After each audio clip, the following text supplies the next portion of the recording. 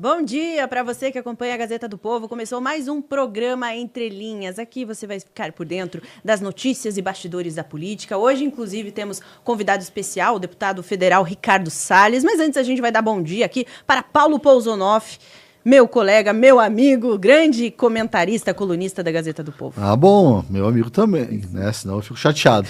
Bom dia, Mariana. Pois é, e só se fala em Pablo Marçal, né, Mariana? E é bom que hoje a gente vai ter aí, já que a gente está em tempos de queimadas, né, pelo Brasil inteiro, a gente vai ter alguém que vai botar fogo no programa, né? Ricardo Salles. Vamos ver o que ele tem a falar sobre tudo isso, essa confusão aí que dividiu a direita em São Paulo, né? E aí isso se espalhou para o Brasil, né? Por isso que, novamente, a gente vai falar de Pablo Marçal, mas a gente também vai falar do tapa na nuca, né? Do tapa na nuca. Ou da nuca no tapa. Boa questão. A gente vai trazer bastante questão envolvendo as eleições de São Paulo, toda essa bagunça, e ninguém melhor do que Salles para falar. Ele que, inclusive, era a esperança de muita gente para que não houvesse esse tipo de racha na direita. E para falar com a gente sobre tudo isso também, junto com o Ricardo Salles, nós temos ele, nosso editor de São Paulo, Lucas Saba, que sempre participa aqui, agregando muito ao nosso trabalho. Bom dia para você, Lucas. Bom dia, Mari. Bom dia, Pousonoff. É uma honra estar participando dessa entrevista com o ex-ministro e agora um dos deputados federais mais votados aí do Brasil, Ricardo Salles. Temos muitos assuntos, né? Disputa do Senado em 2026, queimadas e, é claro, as eleições de São Paulo. Então, vamos nessa. Vamos chamá-lo então, vamos dar bom dia para deputado federal Ricardo Salles. A gente até estava falando sobre como apresentá-lo aqui, porque quase deputado, inclusive, quase deputado não, desculpa, quase candidato, porque é tanta coisa que a gente se perde aqui. Sim. Quase candidato à Prefeitura de São Paulo, aí, como eu disse, criando aí muita expectativa e até revolta por não ter entrado no páreo. E ele que também foi ministro do Jair Bolsonaro e pode comentar muito sobre a questão das queimadas que a gente vê aí, inclusive fazer uma análise da situação que a gente vê aí com recorde de queimadas pelo Brasil, né, Paulo? É verdade, Mariana. Eu até tenho uma pergunta já a fazer sobre isso. Posso começar aqui a nossa entrevista? Vamos então. Dar bom dia para ele e a gente começa. Bom dia, deputado. Que bom ter você aqui com a gente, viu? Bom dia. Obrigado pelo convite. Que ótimo. Quer começar, então, com as queimadas? Não, eu quero começar já misturar os dois assuntos. A gente tem que falar também de queimada, porque o Ricardo Salles foi ex-ministro e muito atacado, né, por esse pessoal ambientalista, quando ele estava trabalhando como ministro do Meio Ambiente. E daí, foi ontem, o Pablo Marçal, que é a personalidade da vez, fez um elogio ao senhor, deputado, dizendo que o senhor é o Pelé do meio ambiente. Como é que o senhor recebe aí esse elogio do Pablo Marçal? Lembrando, né, que o senhor está muito associado à figura do ex-presidente Jair Bolsonaro e a gente tem um racha aí na direita. O ex-presidente disse que não quer se envolver muito nisso, mas os filhos dele se envolveram, alguns bolsonaristas também estão aí atacando, agora parece que recuaram de atacar o Pablo Marçal, mas enfim, o Pablo Marçal fez esse elogio curioso aí ao senhor, deputado. Olha, Paulo, primeiro eu acho assim, não tem racha na direita. Obviamente, política é feita de pessoas e pessoas têm cada um a sua perspectiva, cada um tem a sua opinião e cada um tem a sua personalidade. Então, eu não acredito que tenham racha. Eu acho que são personalidades de temperamento forte, tanto o Pablo Marçal quanto o próprio presidente Bolsonaro. Os seus filhos, que são todos nossos grandes amigos, o Carlos é uma ótima pessoa, o Eduardo, meu colega deputado federal, excelente pessoa. Então, eu acho que aqui, obviamente, quando você trata de política, cada um tem seu jeito, cada um tem seu estilo, e às vezes saem algumas faíscas aí, mas eu não diria que isso é racha na direita, não. Por outro lado, eu sou um bolsonarista, continuarei sendo. Então, toda vez que eu vejo o presidente Bolsonaro ser de alguma forma questionado, né, ou confrontado, coisa assim, eu fico do lado dele, eu sou do lado do presidente Bolsonaro. Mas acho, por outro lado, que o Pablo Marçal conseguiu, nessa eleição de 2024, trazer, inclusive, o interesse da sociedade por assistir debate, né, que tem sido nos últimos 20 anos, eu adoro assistir debate, os debates eleitorais dos últimos 20 anos têm sido uma coisa chatérrima, né, chato pra caramba. Por quê? Fica todo mundo cuspindo estatística, mentindo para todo lado. Ah, vou fazer 1.300 escolas, vou fazer 815 vagas, ou 218 não sei o quê. Ah, mentirada sem fim e chato. Então, pela primeira vez, o pessoal está se interessando em ligar a televisão para assistir o debate e ver uma discussão. E aí, o que o sistema faz? O sistema tira os candidatos para não participar do debate. Quer dizer, é um desrespeito sem tamanho com o eleitor. Inclusive, esse domingo agora, parece que vai ter o debate da Gazeta. Se os candidatos não vão, na minha opinião, é mais um recibo da sua incapacidade de argumentar, de desrespeito ao eleitor e tudo mais. Eu acho que essas questões todas precisam ser ditas para a gente colocar a coisa no seu devido lugar.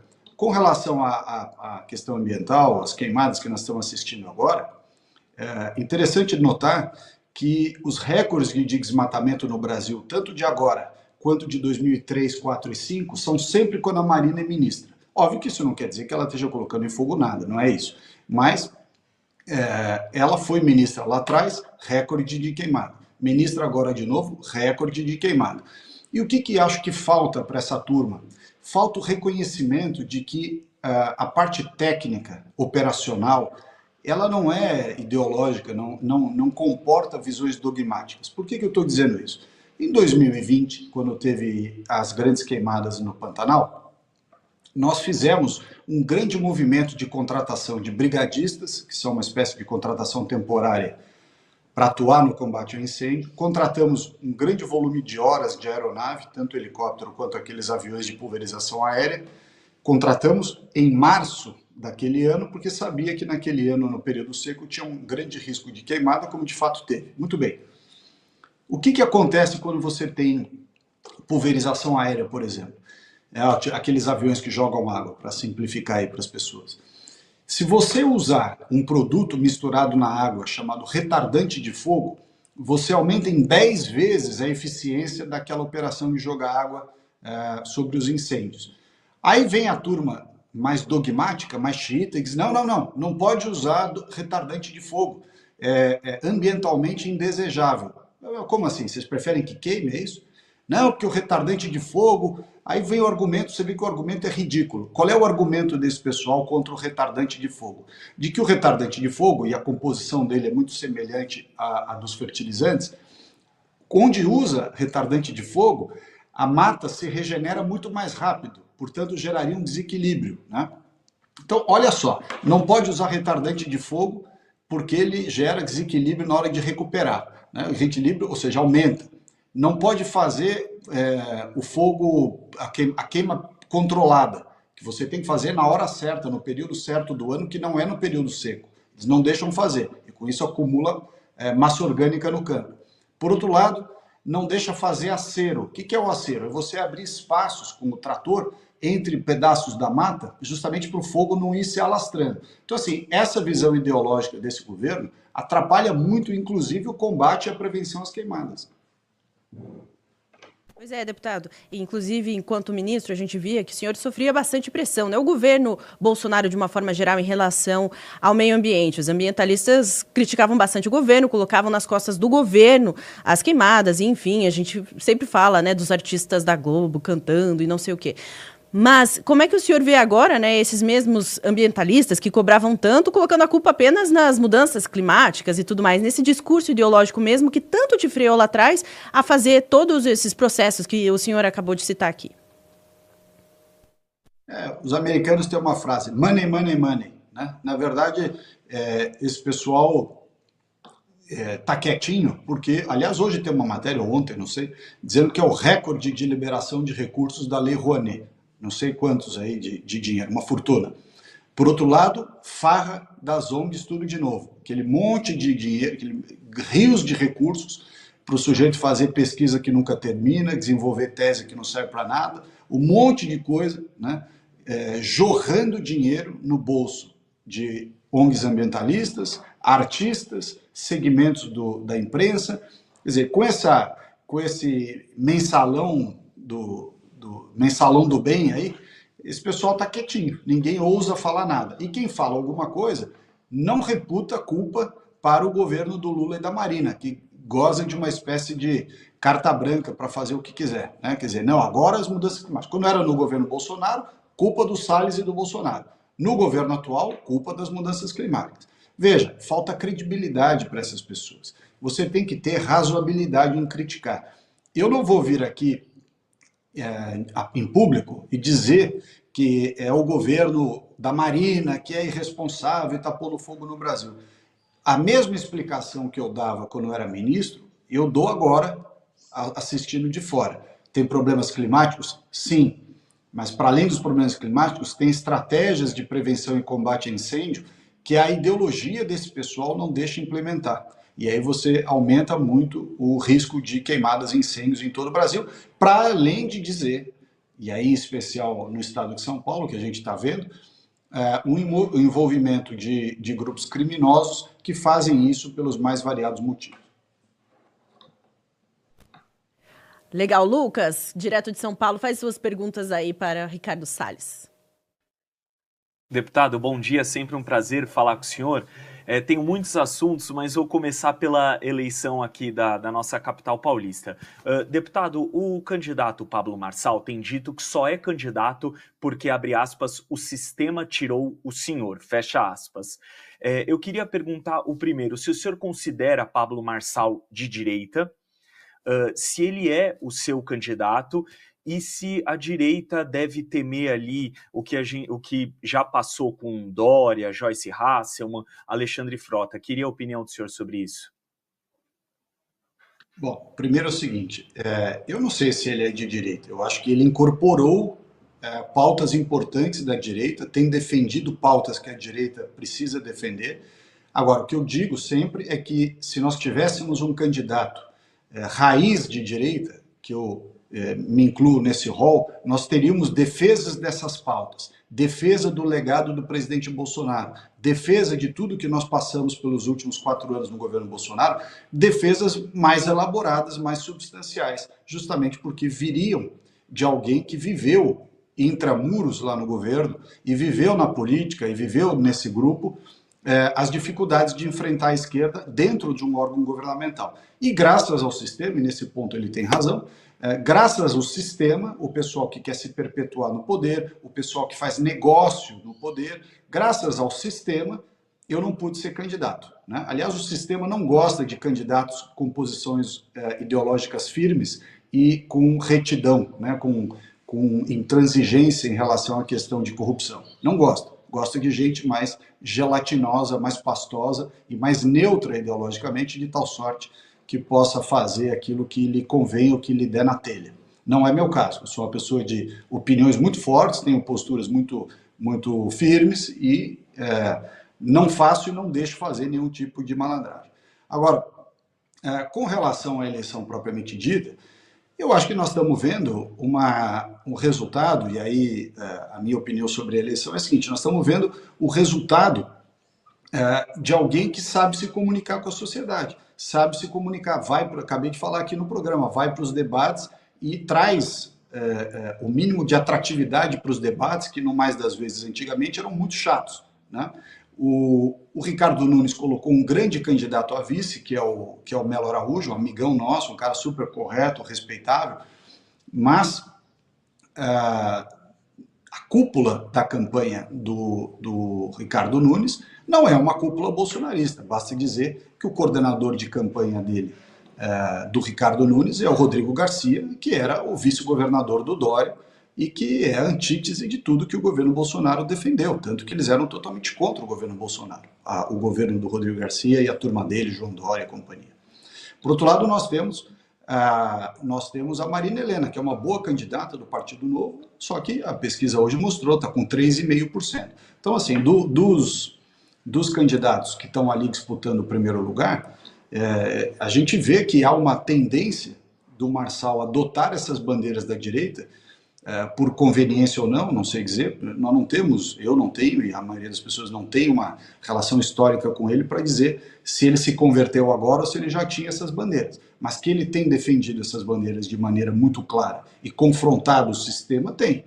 Então, isso é um fato e preciso notar isso. O Boulos está quietinho, como se não fosse candidato, e o Ricardo Nunes, ao invés de adotar uma postura de confrontar o Boulos e ir para cima da esquerda, está apostando na velha fórmula da máquina. A velha fórmula da máquina fez com que o Rodrigo Garcia, seu coordenador de campanha, perdesse fragorosamente a eleição em 2022 para o Tarcísio, e o próprio Geraldo Alckmin, em 2018, perdesse para o presidente Bolsonaro. Ou seja, essa fórmula de grandes coligações, muito fundo eleitoral, grande tempo de televisão, mas sem conteúdo e sem posicionamento, essa fórmula já não deu certo, nem em 18, nem em 22. Eu não entendo por que o pessoal insiste nessa fórmula novamente em 24.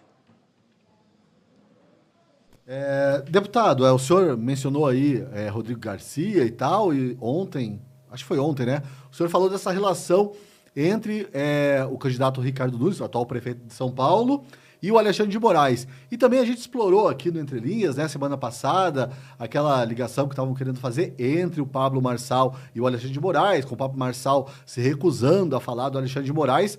Parece que o Alexandre de Moraes se tornou realmente um ator político, né, e ninguém quer ficar próximo dele, né, deputado? Veja, eu fui colega de governo contemporâneo de São Paulo, com o ministro Alexandre.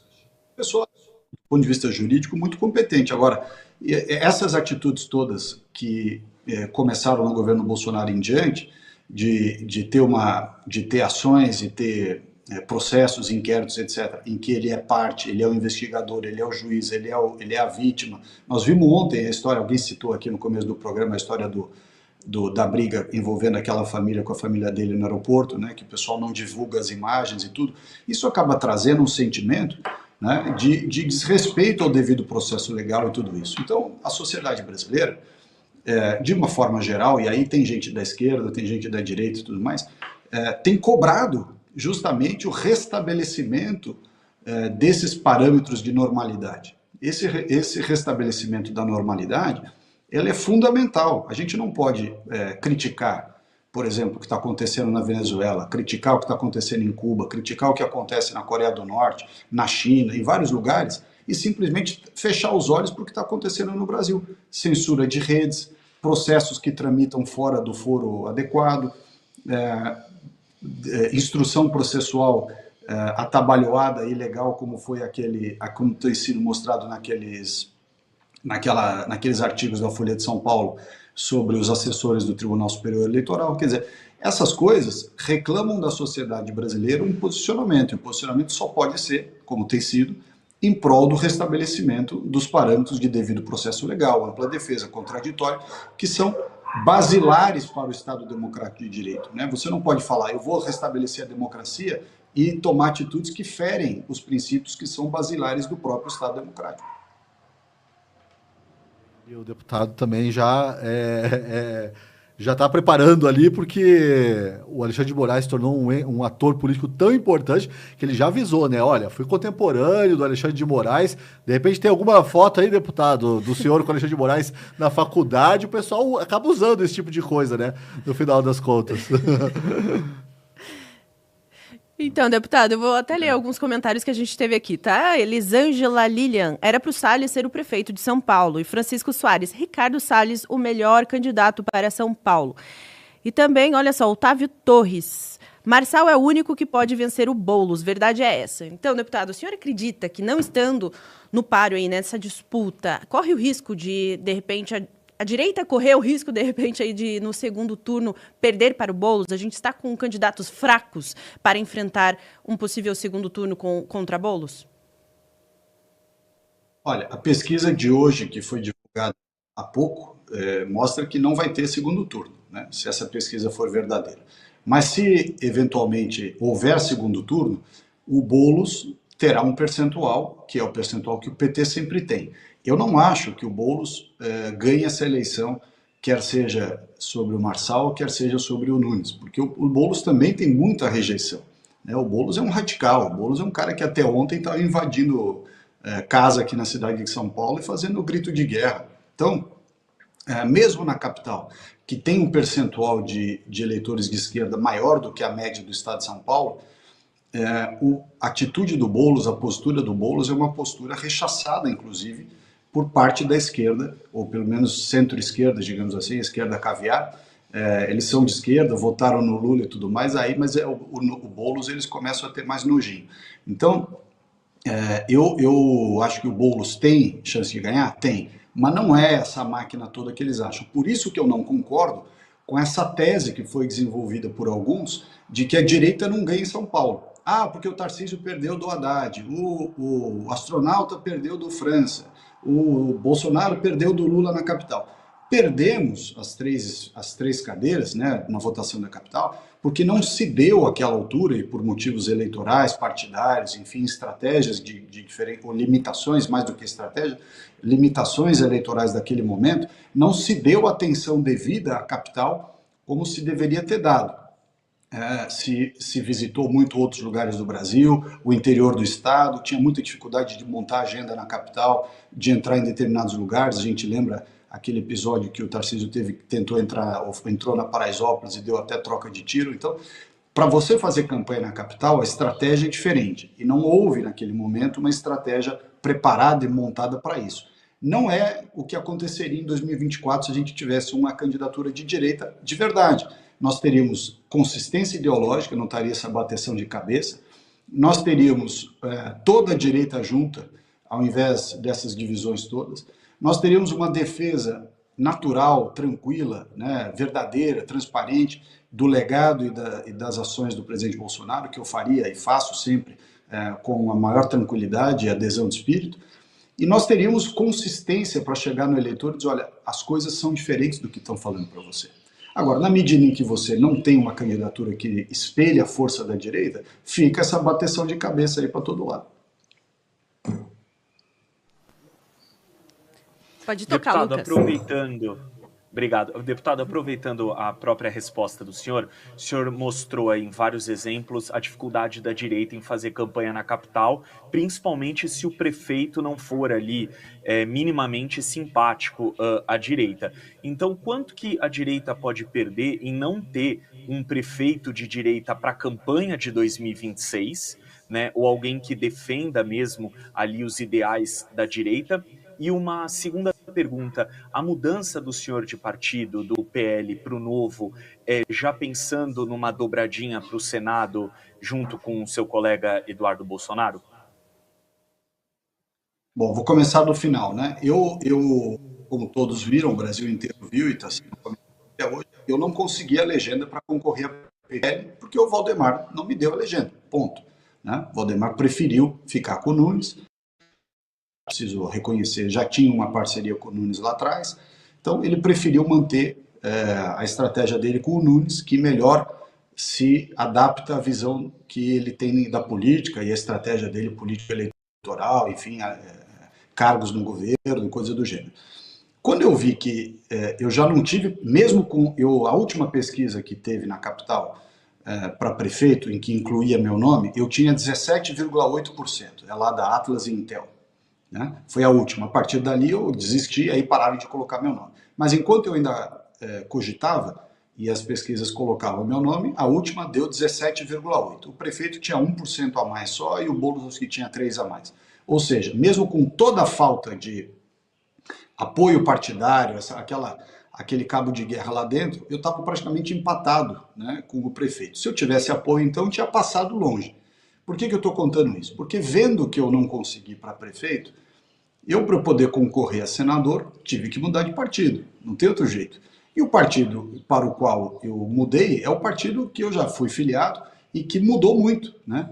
Você tem no Partido Novo dois momentos. Você tem o Novo com Amoedo e o Novo sem Amoedo. O Novo sem Amoedo, o Novo com Amoedo, péssimo, né? Fez aquele papelão todo.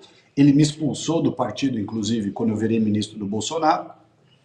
E ele próprio, em razão dos seus erros, da sua visão totalmente... Era uma esquerda pintada de laranja com o Amoedo. E aí o Novo se reuniu e tocou o Amoedo para fora. Então agora, o Novo que está lá, eu brinco assim nas redes e tal, o Novo que está lá é o Novonaro, o Bolsonovo, que é a turma do Novo que gosta do Bolsonaro, que apoia o Bolsonaro, que reconhece os feitos e as dificuldades que o governo Bolsonaro teve que enfrentar, enfim, é um pessoal muito mais, vamos dizer, qualificado e muito mais alinhado com todo mundo que é de direita. Nós temos gente de direita em vários partidos. Tem a nossa turma que está no Novo, tem gente boa no PL, tem gente boa no PP, tem gente boa em vários lugares. Mas o importante é que no Novo nós reunimos esse pessoal. Né? Ainda tem alguns resquícios, uma coisinha ou outra aí da época do Almoedo, né? Alguns almoedistas ainda que estão lá enchendo a paciência, mas o fato é que o Novo mudou muito e é uma grande oportunidade. E para eu poder disputar o Senado, vendo que o Valdemar não ia me dar legenda no PL de novo, igual ele fez na prefeitura, eu precisei migrar para o Novo. E com isso, o Eduardo, que é meu colega, meu amigo, deputado federal, um grande deputado, e que já declarou que quer ir para o Senado também, são 2 vagas, vamos nós dois. Ele e eu preenchemos as 2 vagas. Importante lembrar que em 2018, o Major Olímpio, eram 2 cadeiras em 2018, o Major Olímpio teve uma grande votação em São Paulo, mas não tinha um segundo nome. E foi assim que a Mara Gabrilli foi eleita, porque o pessoal votou no Major Olímpio, e para não dar Suplicy, votaram na Mara Gabrilli, ou seja, ela foi de carona, ela foi de lambuja. Se a gente tivesse os 2 nomes desde logo alinhados, nós teríamos feito 2 nomes ao invés de um só, que era o do Major Olímpio.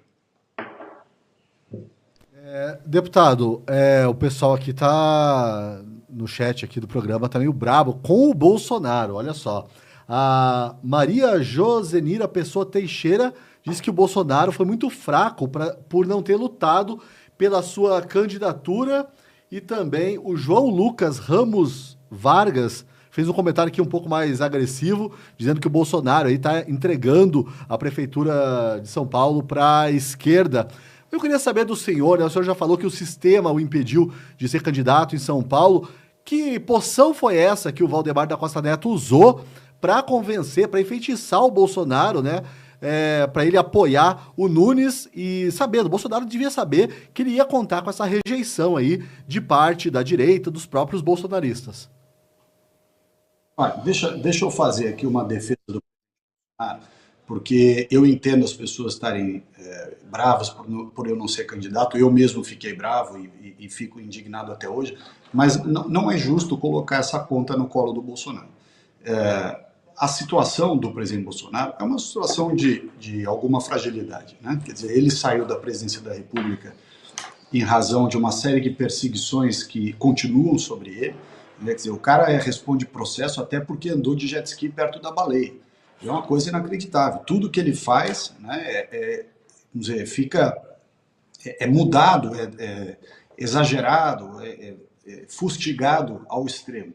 Então, é preciso compreender que a capacidade, o poder de fogo político, né, no sentido político, ele não é ilimitado. Ele não é mais presidente da República, ele está dentro de um partido que tem muita gente que é do sistema, que tem muita gente, inclusive na cidade de São Paulo, a aliança com o Ricardo Nunes é uma aliança totalmente pragmática, de gente que já estava. Nesse aspecto, eu preciso reconhecer, esse pessoal já estava com o Ricardo Nunes, né? Há membros do PL que tem lá 2 subprefeituras, uma secretaria, ou pelo menos uma secretaria, tem nacos da administração do Ricardo Nunes.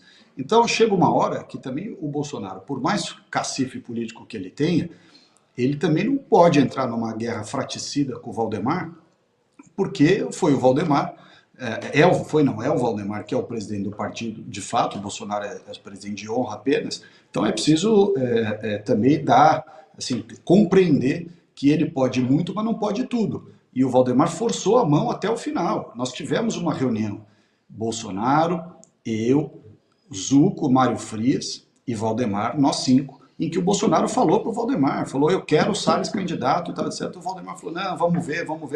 Ou seja, assim, eu entendo as pessoas estarem assim, bravas e tal, mas é preciso ter um pouco mais de noção de que o Bolsonaro pode muito, mas não pode tudo. Ele foi até onde deu. Chegou num dado momento que, infelizmente, o Valdemar não arredou o pé, o sistema prevaleceu, né? E aí, paciência, para não haver um rompimento, decidiu-se atender aquilo que o Valdemar não abria mão. O Bolsonaro conseguiu indicar o Melo Araújo, que eu repito, é um excelente nome, um cara muito legal, e a vida segue. Eu, naquele momento, tirei o corpo fora, falei, não vou insistir, inclusive, nessa história de sair do partido e ser candidato por outro partido, naquela eleição municipal, mas para o Senado, aí eu não abro mão. E por isso eu saí do partido e fui para o Novo para poder concorrer ao Senado. Ótimo. E você que está acompanhando aqui essa entrevista com o deputado Ricardo Salles, dê um like aqui, compartilhe também esse vídeo com seus amigos, seus familiares, leve essa informação adiante. Deputado, a gente sempre comenta aqui, né, como essas eleições em São Paulo especificamente, que a gente tem conversado todos os dias aqui, né, nem era a nossa intenção inicial, mas foi tomando uma forma tão grande tudo que tem acontecido nas eleições de São Paulo, que a gente vê que é uma amostra do que a gente tem hoje na política nacional. O senhor acredita que essas disputas, desavenças, né, tendo grandes rachas ou não dentro da direita, mas a gente vê esses questionamentos, como a gente tem visto os comentários aqui, o senhor acredita que isso existe exatamente por talvez faltar um partido que seja, de fato, de direita e conservador no Brasil? Sim, nós achamos potencial de ser esse partido. Um partido que nasceu com ideias muito boas, mas contaminado por essa visão meio rede de sustentabilidade, que era a visão do Amoedo e a turma dele. Agora que a turma do Amoedo saiu,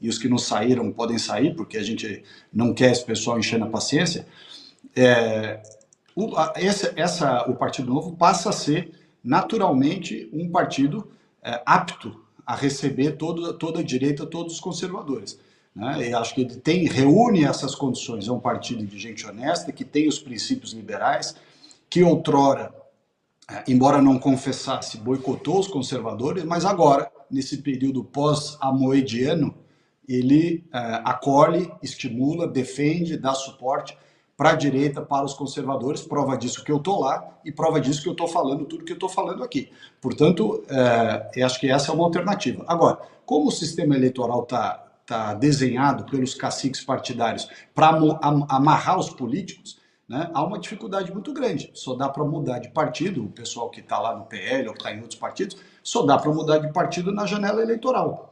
Então, isso foi, aliás, quando o pessoal discute essa história de não, tem que diminuir muito os partidos, eu não acho que tem que diminuir os partidos coisa nenhuma, porque da forma que é o cenário eleitoral brasileiro, que os partidos têm dono, né, se você diminuir demais os partidos, você vai ficar na mão dos donos de partido. Não é que nem nos Estados Unidos, por exemplo, que você tem o Partido Republicano e o Partido Democrata, e lá os partidos não têm dono. Tudo é decidido naquelas convenções partidárias, em reuniões que têm regras claras, tem uma série de parâmetros de compliance, assim, de regras de procedimento.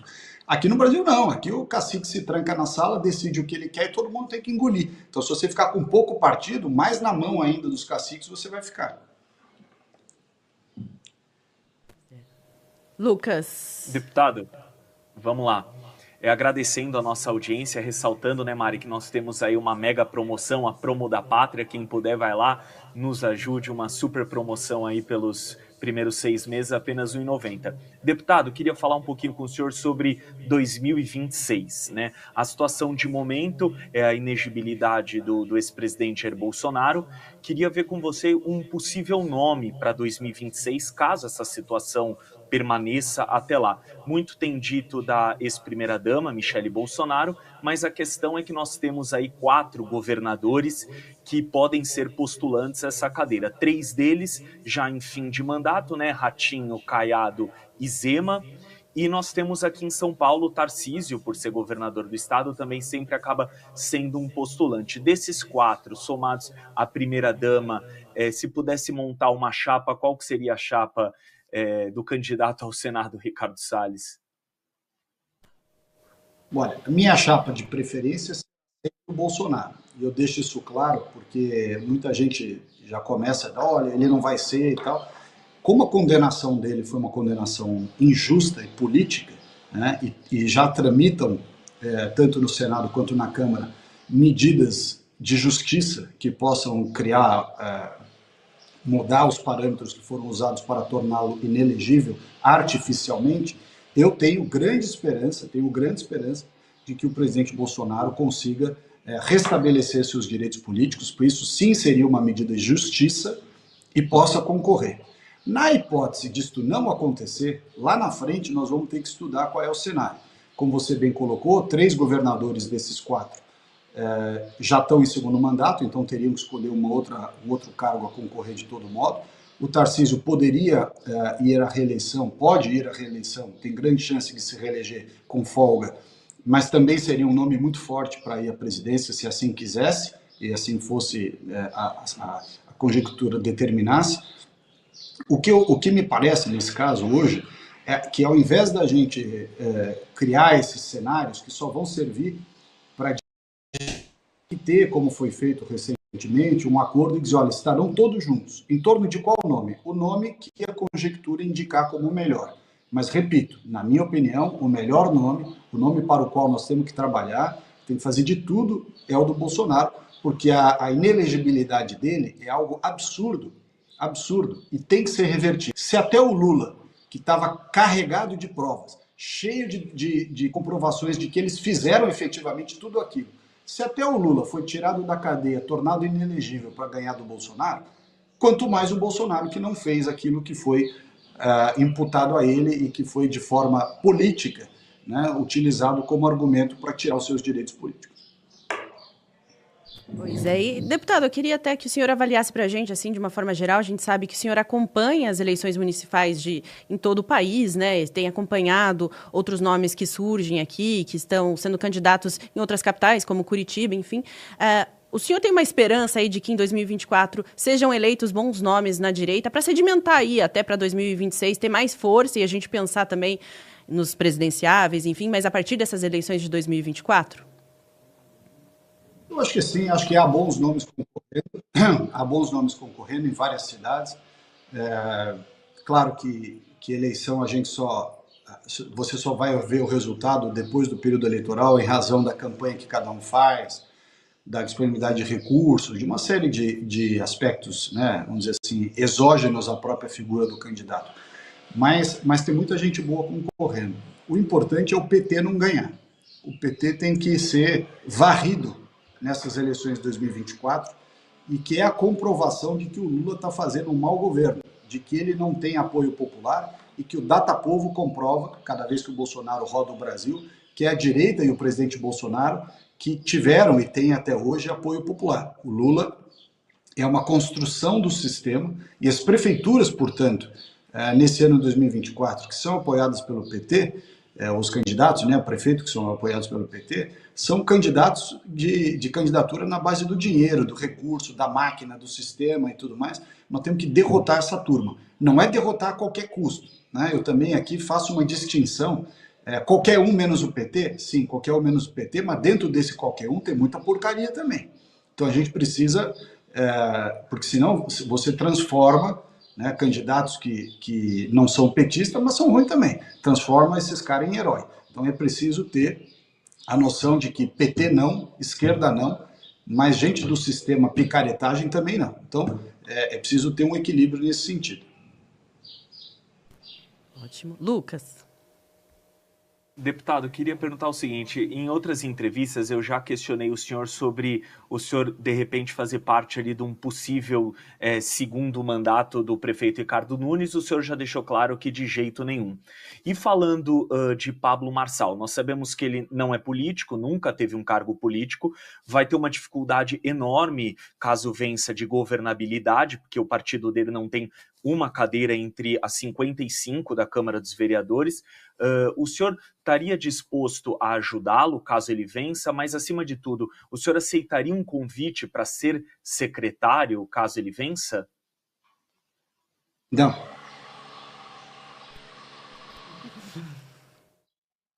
Simples, não. Mesmo assim, o senhor acredita que, né, como o senhor citou, o que a gente tem visto em pesquisas, enfim, que existem grandes chances para, de fato, acontecer isso, né? De que, para vencer Boulos, talvez somente Marçal?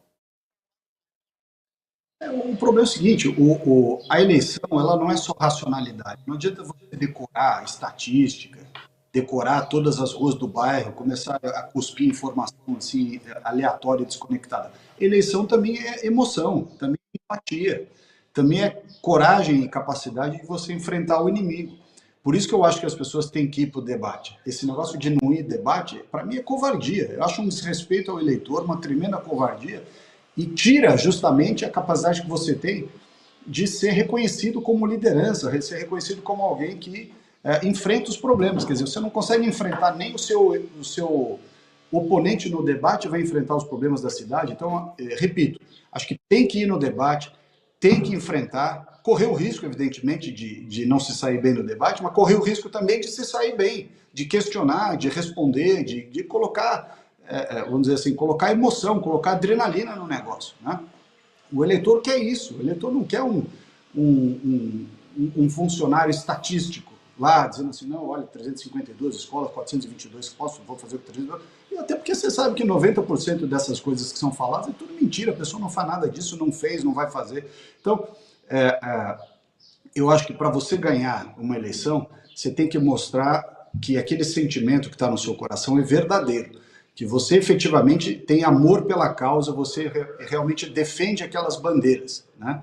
E é por isso que eu digo que a direita ganharia na cidade de São Paulo, porque isso a direita legítima tem. Nós temos bons nomes, não era só o meu.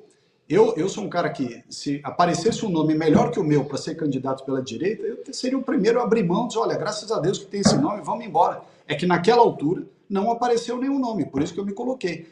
Mas eu acho que para ganhar do Boulos, para ganhar da esquerda, para ganhar em qualquer situação, a primeira coisa é você ter um bom produto, um bom candidato, que efetivamente abrace aquilo, que tenha, que aquilo que ele fala seja verdadeiro com seus princípios e valores. Até porque você ficar mudando de posição, né, a história da folha morta no vento, para o lado que o vento sopra, que o vento sopra, a pessoa vai. Isso não é bom. O eleitor percebe isso, né, percebe isso. Então você tem que ser verdadeiro, tem que ter emoção, tem que ter transparência naquilo que você fala, tem que ter paixão, né, e dizer, olha, eu acredito nisso. Minhas posições são essas, estou tentando te convencer que eu tenho razão. E se ao fim e ao cabo você não se convencer que eu tenho razão, você vota em outro, não tem problema. Agora, eu não vou mudar o que eu penso, eu não vou mudar as minhas convicções para pegar seu voto. Posso até ser convencido, né, que a gente não pode ser dono da verdade.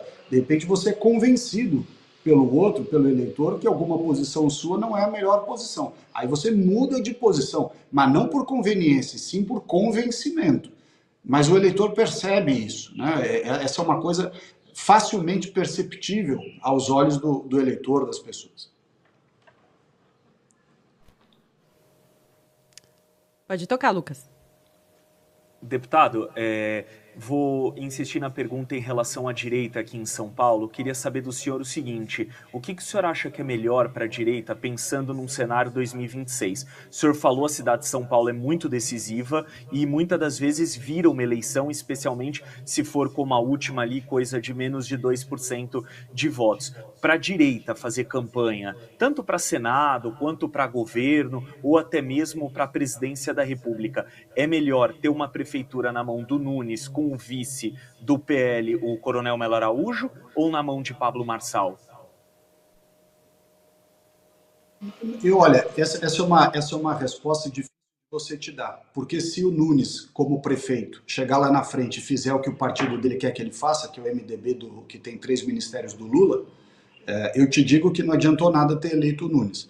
Se o Nunes, por outro lado, se desvencilhar, né, daquilo que o cerca, ele pode ajudar muito a direita. Você tem uma máquina grande, com muito dinheiro, muitos recursos. Então, a questão é a seguinte, né? O Nunes de 26 será esse Nunes de 24 que hoje precisa da ajuda da direita, ou será um outro Nunes mais parecido com o que ele foi na pandemia, com fecha tudo, vacina, máscara?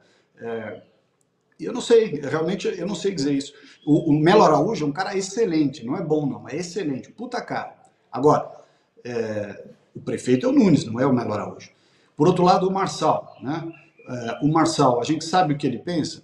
Não sabe direito, apareceu agora, mas por outro lado, por enquanto, está defendendo bandeiras corretas, tá? Assumiu posições que a gente acha que são boas. Então, assim, os dois lados você tem ponderação.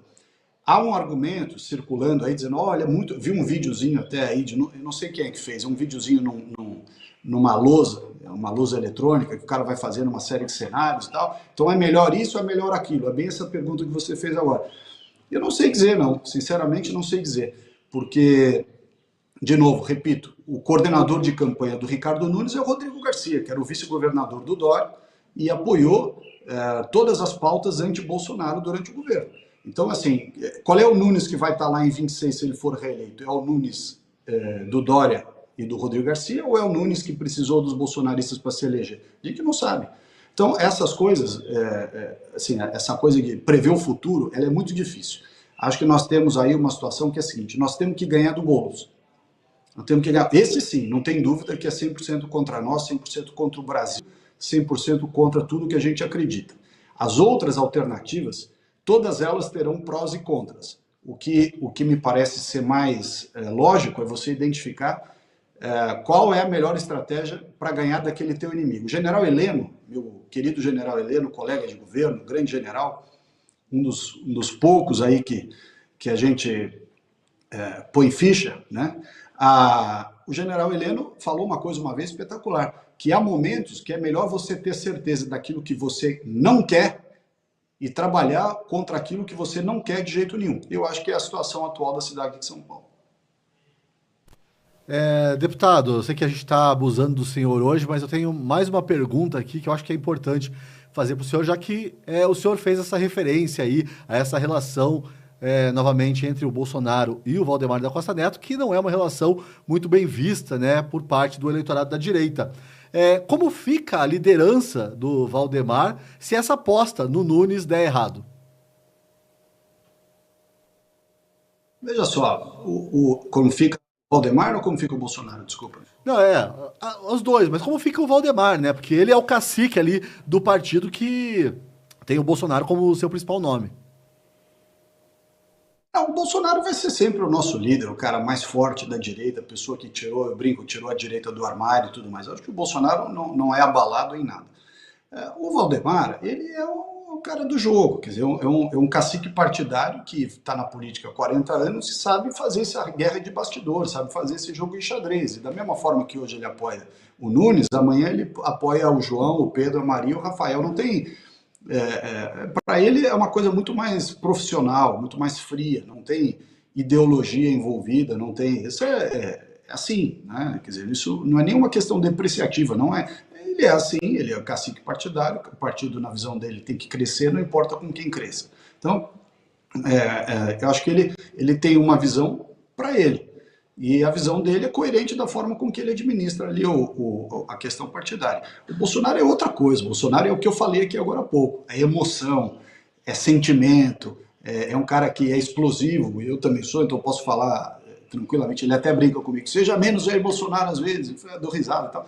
Porque o presidente é isso, é coração, é explosão, é um cara transparente. Quando ele gosta, você vê nos olhos dele que ele gosta. Quando ele não gosta, você vê logo nos olhos dele que ele não gosta. E ele vai continuar sendo esse cara emotivo e que move a sociedade, move as pessoas, justamente porque ele é o que ele é mesmo.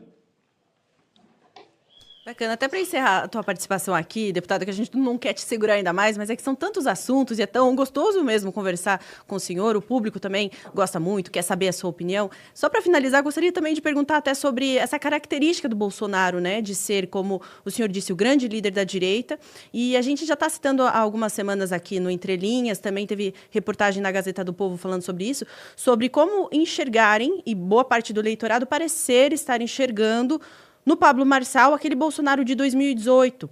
Por essa personalidade, essa irreverência, esse perfil antissistema, o senhor consegue enxergar essas relações e até a gente está vendo até algumas semelhanças acontecendo, como daqui a pouco vai trazer a repórter e editora Luísa Purchio aqui para a gente, sobre as relações, até as questões jurídicas envolvendo Jair Bolsonaro e Pablo Marçal, como a gente viu no último fim de semana, ficando sem redes sociais, enfim. O senhor enxerga essas semelhanças?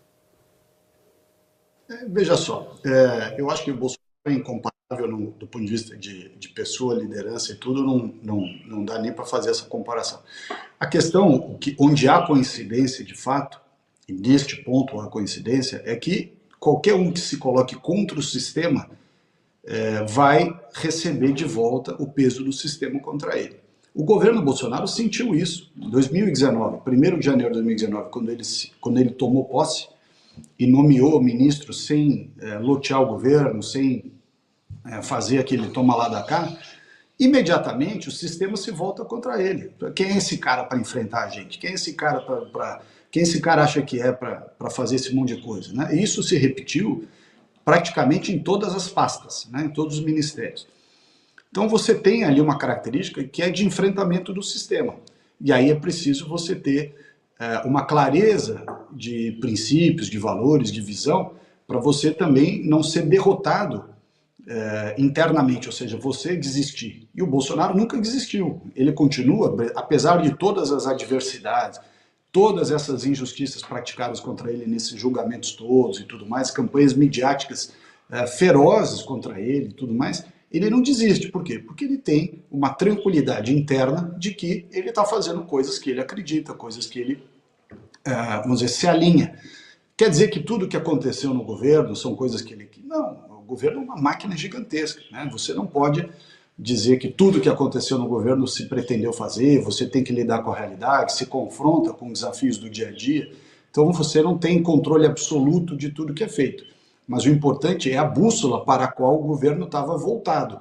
O governo Bolsonaro estava voltado para uma bússola correta. Em todas as pautas estavam na direção correta. Ah, mas tal coisa que fez está errado. Tá bom, mas a bússola está correta. Você pode errar ao longo do caminho. O ser humano é passível de erros. E um governo cheio de pessoas, né, um governo enorme, portanto, passível de muitos erros. Mas o importante é que a bússola sempre esteve na direção correta. Ele, presidente Bolsonaro, tem a bússola na direção correta e ele deu o tom do governo na direção correta. Talvez você pudesse falar certas coisas de uma maneira diferente, pudesse ter negociado tal coisa de maneira diferente, mas isso também é um aprendizado. O presidente Bolsonaro nunca tinha sido do executivo e muitos daqueles que foram seus ministros ou secretários, etc., também nunca tinham sido do governo antes. Então, é preciso também dar ter uma certa condescendência nesse sentido e dizer, olha, existe um custo de aprendizado e hoje esse aprendizado está muito mais internalizado na turma da direita, muito provavelmente. No retorno da direita ao poder, que eu tenho certeza que vai acontecer em 2026, pela falência absoluta desse governo incompetente, corrupto, né, do Lula, a direita vai voltar em 26. E quando voltar, muitas das lições já terão sido aprendidas e os erros não se repetirão. Talvez hajam outros erros. E aí você vai corrigindo. A vida, o ser humano é assim. Se pergunta para qualquer um, na sua profissão, né, na sua família, no prédio que é síndico, no condomínio onde mora, no bairro, etc. Você nunca errou? Você nunca... Então é preciso também ter da realidade e, de certa forma, reconhecer que entre erros e acertos foram muito mais acertos do que erros. E os erros vão sendo corrigidos e vai servindo de lição para que de uma próxima vez, essa próxima vez está aí, em 26, a gente volte muito mais forte, com muito menos fragilidade. Ótimo. Muito obrigada pela sua disponibilidade, pela conversa engrandecedora aqui para os nossos debates. Obrigada mesmo, deputado federal Ricardo Salles. Volte mais vezes, viu? Será sempre muito bem-vindo, né, Pouso? Com certeza. Obrigado, deputado. Um abraço, pessoal. Obrigado aí pela oportunidade. Até a próxima. E a gente continua aqui com assuntos quentíssimos, importantíssimos, né, Paulo Pousonoff? Exatamente. A gente vai falar agora das semelhanças com a Luísa? Vamos conversar com a Luísa Purchio, que traz as informações aí, mostrando semelhanças entre as questões jurídicas, porque passou Jair Bolsonaro, e que a gente vê agora também envolvendo Pablo Marçal. Bom dia para você, Luísa. Desculpa te fazer esperar tanto tempo, mas é que a conversa aqui com o Ricardo Salles estava bem produtiva, estava bem interessante, mas a gente agora quer ouvir você contar um pouquinho para a gente sobre essa sua reportagem que as pessoas encontram na Gazeta do Povo. Opa, acho que você está sem áudio aí, Luísa. Pode ter ido no mute ali sem querer depois do tempo. Vamos testar? Não, acho que tá sem... falhou. Enquanto vocês tentam resolver aí, essas questões técnicas, a gente fala do tapa. Na nuca. Na nuca. Que a gente coisa, viu né, aqui. Mariana? Saiu, inclusive, na Gazeta do Povo, ó, tapa na nuca de filho de Moraes. Então, teria acontecido antes de tudo aquilo que... acontecido o contrário do que o ministro e a família dele disseram. Quem diria, né? Quem diria? Bom... A gente ainda está na espera, né, de assistir a esse vídeo aí do aeroporto de Roma para a gente tirar nossas próprias conclusões, né? Que, por enquanto, o que a gente tem é a versão do Alexandre de Moraes e da família dele E também agora a gente tem essa versão de 2 peritos independentes, Maurício Tadeu dos Santos e Ricardo Molina, que dizem que o que aconteceu, na verdade, foi que o filho do Alexandre de Moraes, que começou a briga toda, parece aquela coisa de criança, né? Quem começou a briga? Parece que foi o filho do ministro Alexandre de Moraes, que deu lá o primeiro tapa na nuca do senhor lá, Mantovani, né? Agora, eu só fico imaginando, Mariana, se não vão dizer que não foi nada disso que aconteceu. O que aconteceu foi que o Mantovani deu uma nucada na mão do filho do ministro Alexandre de Moraes, né? Porque eles distorcem absolutamente tudo. Pois é, e pelo que a gente tem visto ultimamente, a gente também não duvida que agora o perito seja investigado também, que exista tudo isso, toda essa reviravolta. E é um perito famoso, né? Ricardo Molina já esteve envolvido, eu lembro dele, eu acho que no caso do PC Farias, veja só, eu sou velho, né? Mas realmente, hoje em dia, no Brasil, se você contrariar o ministro Alexandre de Moraes, você corre todos os riscos do mundo, Mariana. A gente tem visto o juiz sendo investigado por ter dado uma decisão que envolve, por exemplo, o Homero Marques. Então, a gente sabe que se a gente for levar em consideração a Constituição, não é o que vai Libera as imagens, Toffoli. Libera as imagens. É simples. Deixa que as pessoas, né, tirem as suas próprias conclusões do que elas vão ver. Libera as imagens, Toffoli. E a gente já tem Luísa de volta por aí? Ela conseguiu... Ela vai entrar de volta, daqui a pouco ela traz as informações também. Mas eu vou aproveitar então para pedir para você assinar a Gazeta do Povo. A gente está com uma promoção da Pátria, custa apenas R$ 1,90 por mês nos 6 primeiros meses. E lá na Gazeta do Povo, além de todo o conteúdo noticioso, maravilhoso, das minhas colunas, aliás, faz 2 dias que eu não escrevo, já estou sentindo falta, da sua coluna, a coluna que você edita entre linhas, a gente tem, já que a gente vai falar daí dessas semelhanças entre a situação do Pablo Marçal e do Bolsonaro, no que diz respeito aí à censura, a gente acabou de publicar, Mariana, um quiz das semelhanças entre o Alexandre de Moraes e o Maduro. É para você responder quem disse isso. Será que foi o Alexandre de Moraes? Será que foi o Maduro? E olha, eu fiz esse quiz, é bem difícil, viu? É difícil, eu me confundi ali porque os discursos ditatoriais são muito parecidos. Então assine a Gazeta do Povo e tenha acesso a mais esse conteúdo que, além de informativo, é também divertido, né, Mariana? Com certeza. E aproveite, enquanto a gente vai chamando a Luísa, comente aqui se você enxerga essas semelhanças, né, numa certa perseguição a Jair Bolsonaro e também Pablo Marçal. Luísa está de volta, então, agora com o áudio funcionando. Luísa, conta pra gente o que você apurou aí na sua reportagem. Ixi... Deu mais algum probleminha? A gente tá com problema hoje. Olha, hoje não é o dia da gente conversar com a Luísa, pelo jeito. Acho que a gente conversou tanto com o Salles que daí... Mas e se ela voltasse amanhã, que tal? Você consegue voltar amanhã, Luísa, daí trazendo essas informações e daí a gente resolve essa questão. A gente não deixa o pessoal sem informação. Problemas técnicos acontecem, amanhã tem mais, inclusive, e a gente aproveitou bastante para conversar aqui com o Ricardo Salles, a gente conversou sobre queimadas, eleições de São Paulo, possibilidades para 2026. Sim, foi muito instrutivo, né? E foi muito interessante ver alguém que se posiciona, né? Firmemente, às vezes até enfaticamente, com aquele não ali que ele deu pro Lucas Salles, que ele não vai participar de um eventual governo... Hã? O Lucas Saba. O que eu falei? Lucas Salles? Tudo bem, a gente confunde. Dizendo aquele não enfático ali, que ele não vai participar de um eventual governo do Pablo Marçal. Interessante. Interessante, a gente vai cobrar também, né? Não, e é legal ele sendo sincero, dizendo que não participará, mas não deixou de elogiar a parte, né, do Pablo Marçal, o desempenho dele, enfim, sendo bem sincero, trazendo bastante personalidade aí. Para mim, o mais interessante é encontrar alguém na política hoje que se posicione firmemente, não tem medo das perguntas e entende, Mariana, o valor simbólico, né, como ele trouxe, das emoções, que é isso que atrai as pessoas ao Bolsonaro e acaba atraindo também as pessoas hoje em dia ao Pablo Marçal, e é isso que afasta as pessoas de antigos, sabe, né, do que eu tô falando, né? De antigos heróis aí que tem esse problema, ficam falando, fiz isso, fiz aquilo, mas não entendem o valor da emoção hoje na política, que é muito grande, Mariana. Com certeza. Ele certamente voltará mais vezes, até conversou com a gente ali, e você... Volte amanhã também, às 11 horas da manhã, que tem mais programa Entre Linhas. A gente espera vocês. Fiquem com Deus e até lá.